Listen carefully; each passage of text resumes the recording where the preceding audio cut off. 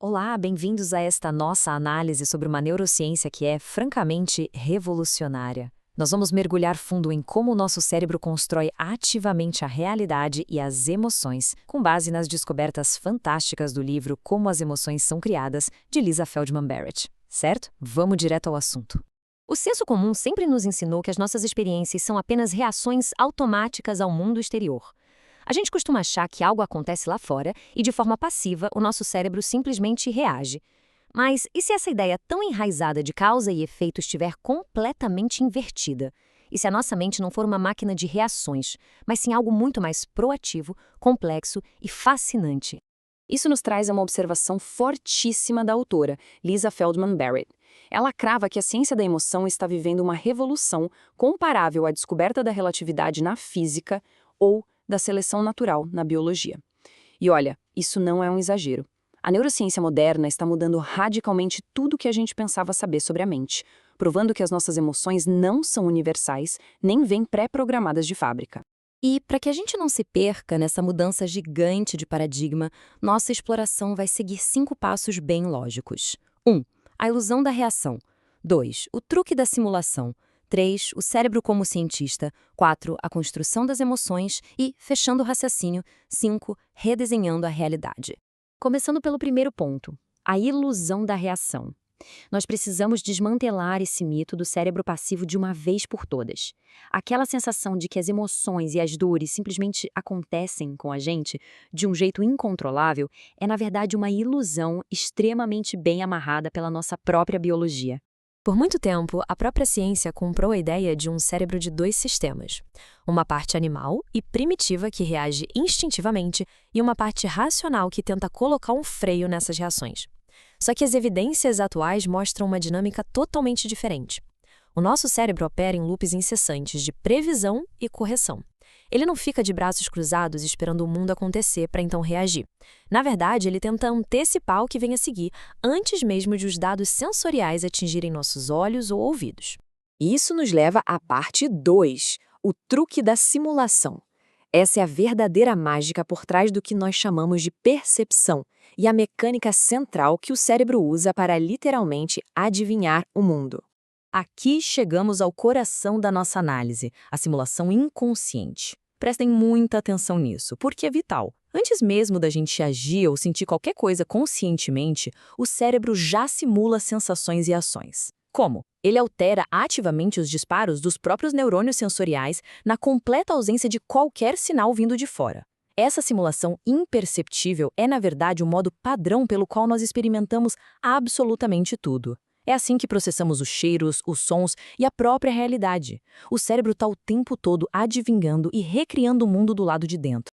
Para deixar isso bem palpável, vamos pensar em algo simples, como uma maçã. Quando a gente apenas mentaliza uma maçã suculenta, o cérebro resgata nossas experiências passadas para disparar neurônios motores e sensoriais. Ele ativa neurônios visuais para simular aquele vermelho com manchinhas verdes, neurônios olfativos para o cheirinho floral e neurônios auditivos para o som crocante da mordida. Ele chega a iniciar a liberação de enzimas digestivas para aquele sabor doce e ácido. Tudo isso acontece apenas simulando uma fruta que não está na nossa frente. É uma alucinação inofensiva e super útil, inteiramente baseada na memória. Agora imaginem algo que gera um alerta físico, como uma abelha. Ao pensar nela, a gente não simula apenas a imagem ou o zumbido das asinhas. Baseado no que a gente já vivenciou, o cérebro pode antecipar uma ameaça real. O coração bate mais rápido, a gente começa a suar e a musculatura já se prepara para o movimento de espantar o inseto. Essas mudanças físicas são automáticas e ocorrem totalmente isoladas do que está acontecendo do lado de fora. O corpo se prepara fisicamente para um evento puramente imaginado por esses loops preditivos. Para amarrar como essa mecânica brilhante opera na prática, vamos para o passo 3, o cérebro como cientista. Essa analogia é perfeita para entender como as nossas percepções são calibradas a cada milissegundo.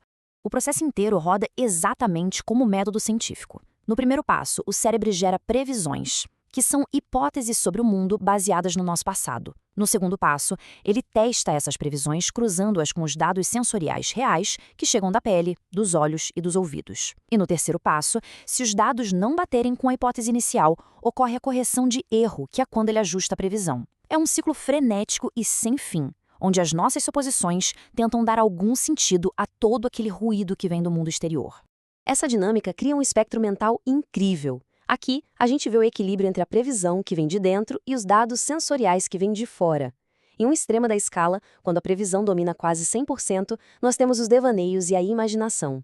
Bem no meio, fica a nossa percepção normal, onde as previsões se alinham de maneira saudável com a informação sensorial que chega.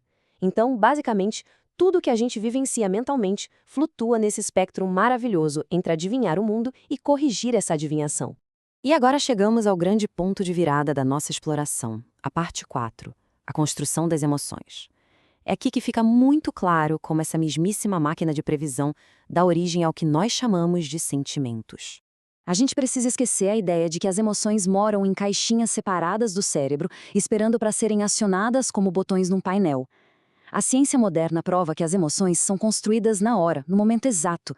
Elas surgem da interação fluida de vários sistemas centrais espalhados por todo o cérebro, utilizando uma vida inteira de aprendizados e conceitos acumulados para dar significado àquelas sensações físicas puras.